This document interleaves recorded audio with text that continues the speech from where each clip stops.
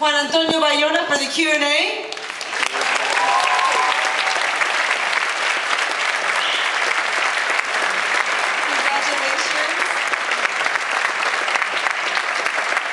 We also have the screenwriter here, Sergio Sánchez.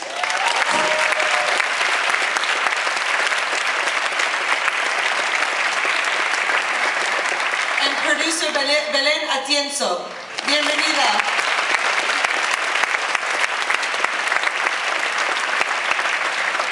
Juan, querías llamar a alguien más, ¿no? Yeah, he's Tom Holland.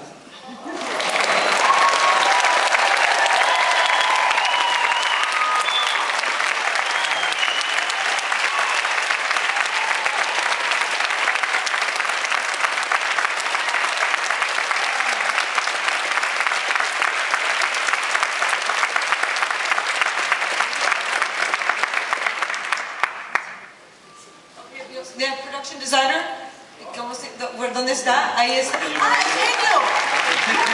Eugenio Caballero! He's also the production designer for Pan's Labyrinth, which he won the Oscar for, and this is his second time in Toronto.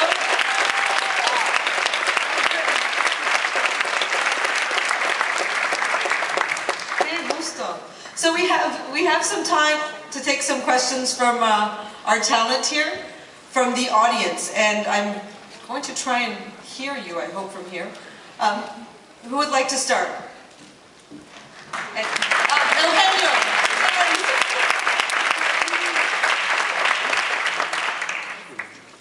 Yes, go ahead there in the back.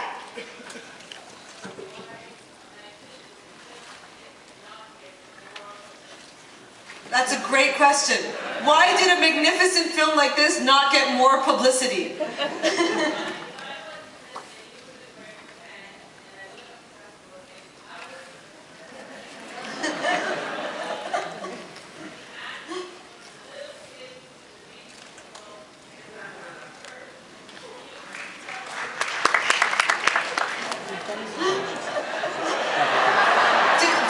We have a couple of spare mics up here. Can we go here? Can we stand here?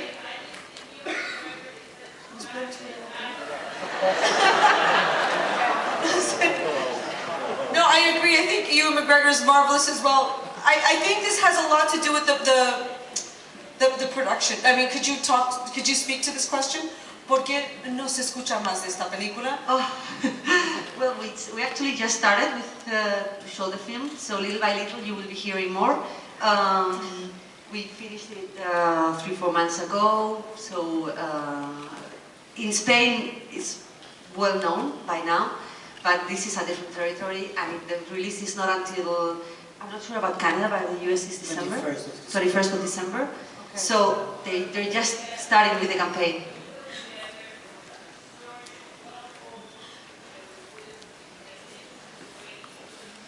Yeah. Okay. Thank you very much. Thank you. We're going to have to move to our next question, but I would like to mention that this is a Spanish production. So this is not a studio film. This is why you... I think that's quite important. Okay, we have a question here at the front in the striped shirt. Go ahead.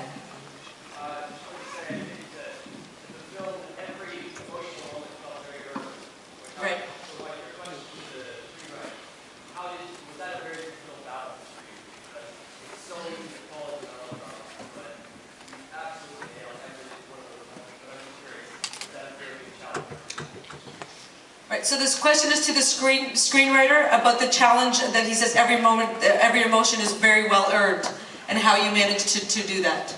It was challenges, and it was difficult. Maria, the woman whose story we tell, was with us all the time throughout the development, and we kept showing her everything I wrote, and she would make her suggestions.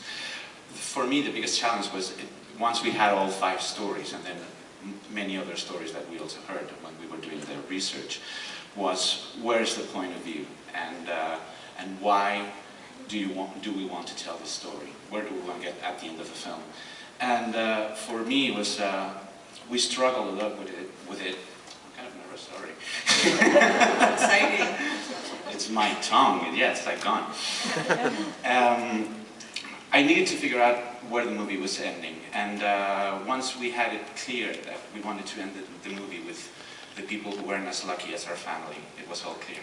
With Muriel Barnes, the anonymous woman who wasn't as lucky as Maria, with all the orphan kids that when Lucas takes off the tag, and also with those girls on the beach, Carl's wife and kid.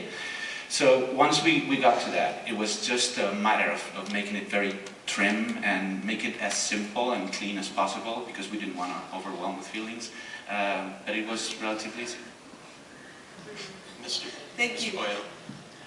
Can you explain? Can you imagine how many people work in this film because the title, the credits are still running?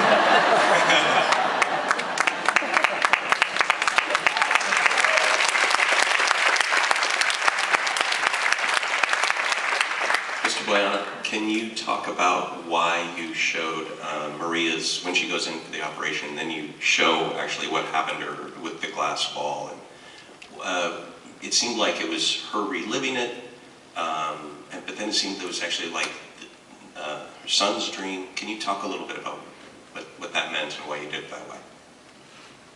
That's a difficult question. There's one thing that I like, and this is pretty abstract. It's the idea of how life goes in circles. If you think about, at the beginning, the first line of the film is Ewan McGregor saying, "Oh, not again."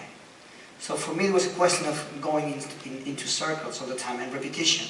Talking to the small Simon, the little boy in the family, the first thing he told me was, I think he told me, I'm sure that the tragedy changed me. I don't know how, but it changed me. It was, okay, good. So how am I going to tell that? And the idea of repetition. We start with a plane, we finish with a plane. It's exactly the same, it's exactly the same, both shots, but are completely different, the way you see the shots. It's another earthquake at the end. They are on the plane and everything starts to shake. It's another earthquake. There's another tsunami, a very small tsunami, this tear that goes over Maria's face. I mean, it's another kind of tsunami. So it's the idea of repetition.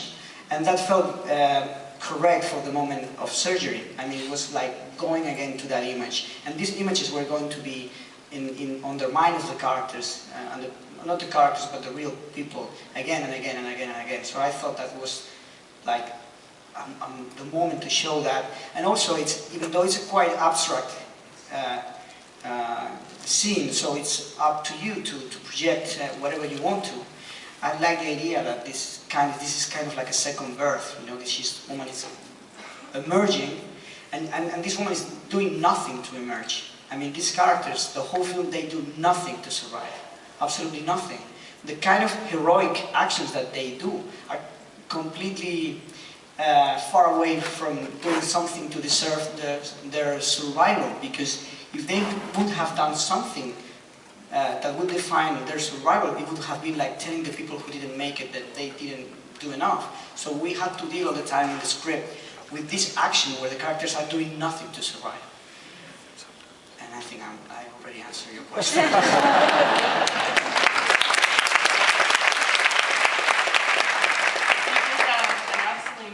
Of recreating what the situation looked like before the tsunami and then after the tsunami. Just want to talk, if you can talk a bit about the staging and how you set it up, and it must have been incredibly complex. Henry, do you want to comment? Well, we wanted to make a big difference in between the way the characters live the reality of what happened before and after. We thought that everything will be pointing that difference.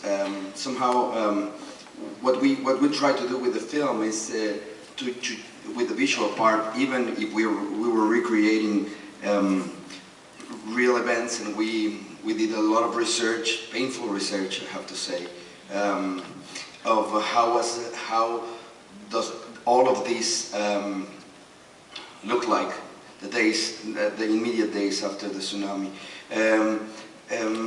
Even we were recreating something the most truthful and faithful possible. We also wanted to join the characters with the visual part of the film. So at the beginning, everything that it's in the screen, it's more joyful. No, the colors, the way it's shot, the bungalows itself, the hotel itself, and so then when the wave came, the reality and obviously the whole surrounding changed too, and suddenly, little by little, while they're doing their own quest, each one of them trying to survive, and everything comes again. Colors start coming again back, but these colors are never the same. It was like a representation of what happened to the family. You continue living. You start getting certain joys and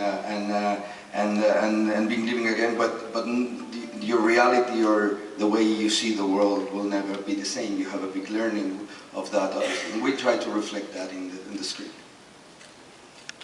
So, thank you for being I just thought it was incredible. Thomas, I thought you carried that movie. You were incredible.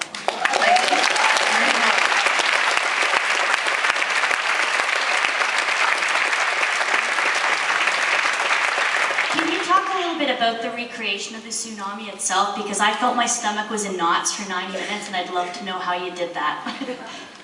It was extremely physical what we had to do. It was in a huge water tank in Alicante, and we were filming for 6 weeks. And to be honest, it didn't really require much acting because we really just threw ourselves in there. We were in the tank, they turned the pumps on, and suddenly I was like, I'm in a tsunami, what's happening? So pretty much it was all method acting in a way. But it was great, and we had on the sets as well, they helped massively. I mean, on some of the sets, 360 degrees around us was just pure devastation. So they would say action, and you'd forget the crew were there. And me and Naomi would be in the tree, and suddenly I would become Lucas, and she would become my mum. And my main focus was just to protect her. So we owe a lot to the people that we got to work with, and they really made a big difference.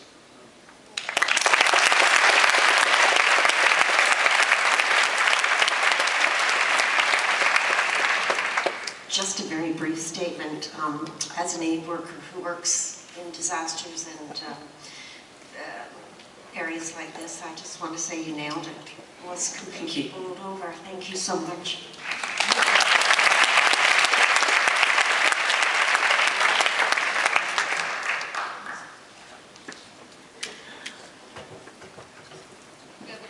Do you want to get a mic, or can you? Oh, there. We have someone coming.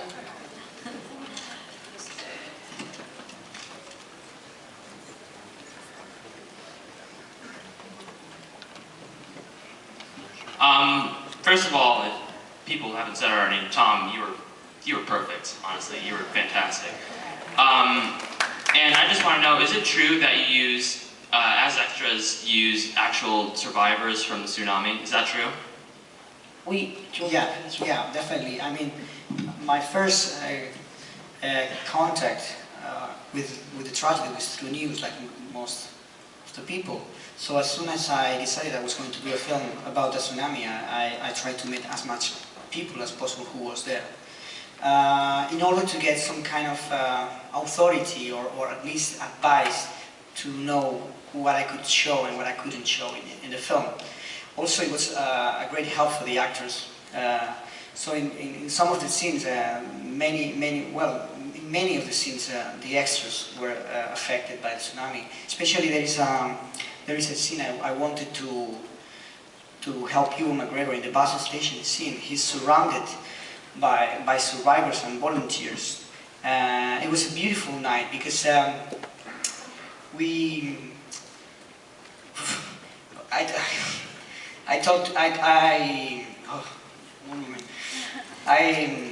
I wanted all these people to tell their story before Ewan, and then Ewan start to act. It was a very emotional moment to all of us.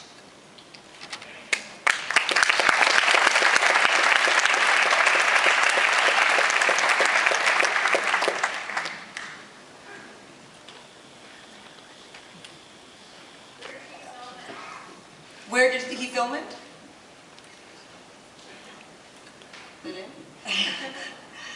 Well, the technical parts, which is basically the wave and the flood that follows, we did it in studios, the Ciudad de la Luz in Alicante, is the east coast of Spain, and then we shoot the rest of the film in Thailand, except for one day in Madrid and another day in Barcelona. So it's basically in Thailand and Alicante. He's reminding me that we shot in the real locations. I mean, the hotel where we shot is the same hotel where the real family was staying, as well as the hospital.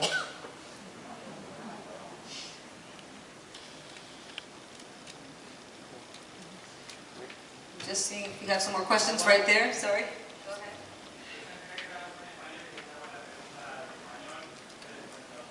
ahead. Dale.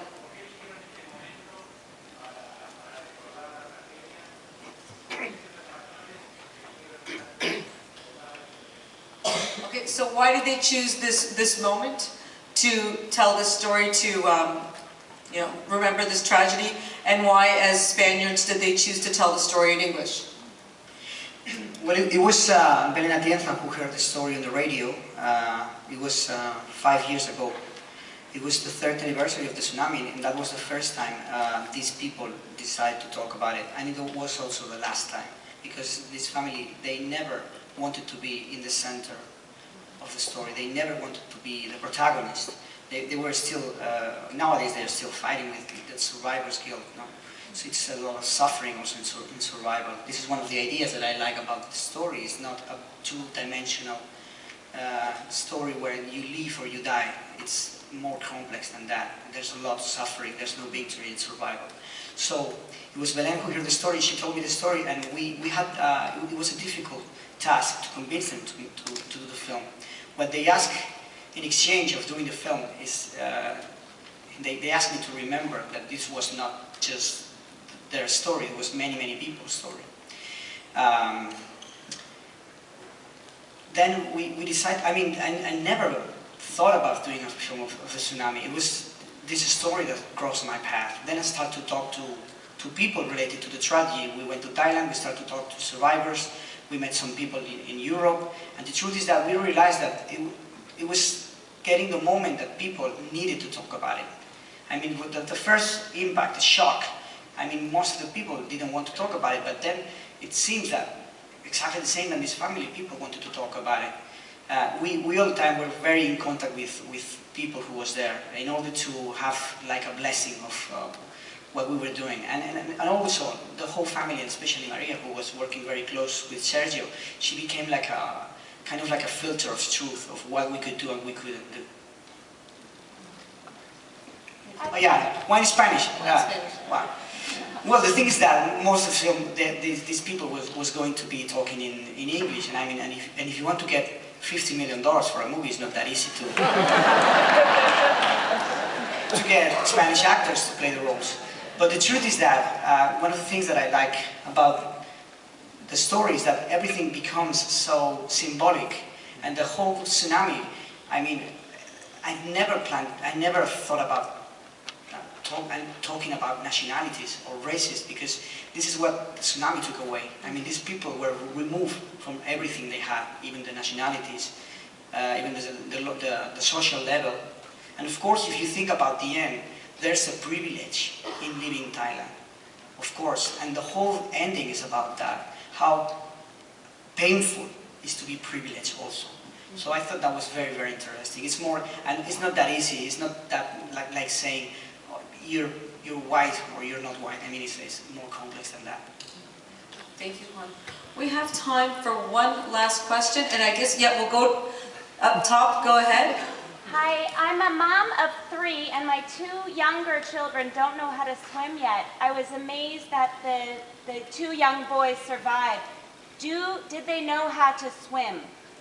Yeah, did they know? With Simon, who was 5 at the time, the family still they still don't know how he did it. Okay. Yeah, he can remember. I mean, he had this kind of psychological disassociation, you could say that, And when they asked him, how did you make it? His answer was, I found this red car and I was driving the tsunami. I mean, so you can see how, that's one of the reasons of the title. Everything looks so impossible. And then you had to swim? You're right. Okay, Simone had just learned that summer how to swim. Well, I want to thank you all for being with us today.